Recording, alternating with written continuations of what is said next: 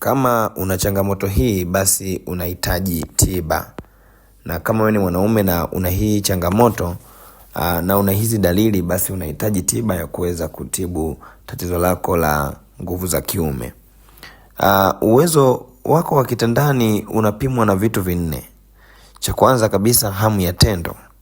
Ni lazima uwe ukifika kitandani na unapokutana na mpenzi wako basi unakuwa na hisia na tendo. So kama unaona ukifika kitandani hamu ya hisia inapotea, basi na unakuwa huwezi kushiriki tendo na unakuwa umechoka sana, basi ujue kabisa wewe una changamoto ya nguvu za kiume. Lakini pili, uwe na uwezo wa kusimamisha. Kuna baadhi ya wanaume ambao hawasimamishi kabisa, au wengine wakisimama uume unasimama legelege, na wengine hushindwa kusimamisha baada ya raundi ya kwanza au ya pili na raundi yoyote.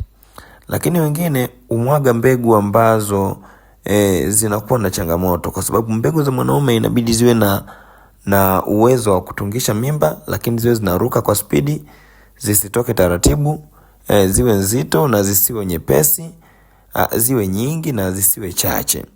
Kwa hiyo ukiona unapata tofauti hapo, basi ujue una changamoto na utakuwa na tatizo la nguvu za kiume. Lakini uwe una uwezo wa kufika kileleni.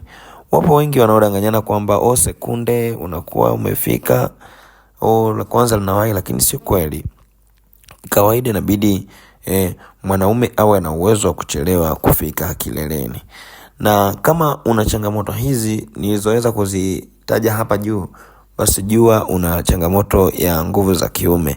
Usiache kusubscribe, usiache kufuatilia vipindi vyetu, na tutaendelea kujifunza hapa na kuhakikisha kwamba wanaume wote na matatizo yote ya uzazi yanakwenda kutibika. Karibu, nipende kukukaribisha, niseme asante na uwe na wakati mwema.